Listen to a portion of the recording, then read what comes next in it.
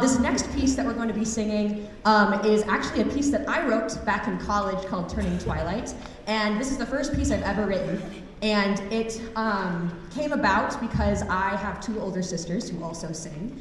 And we loved to sing together. And one thing that I noticed when I was a young girl in treble choirs or in, choirs growing up, a lot of the treble music that was written for women didn't really consider the female voice very often, or at least it didn't highlight my favorite parts of the female voice. A lot of times, like treble choir music that I was exposed to at the time was very happy, very joyful, or it was talking about some guy that you were in love with at the time. It's just cheesy stuff like that. But this one is a very serious piece. With very serious content, and it's just really, really neat to be able to put this together and to have a choir that's capable of singing it. It's not quite memorized just yet because we didn't spend a lot of time on it.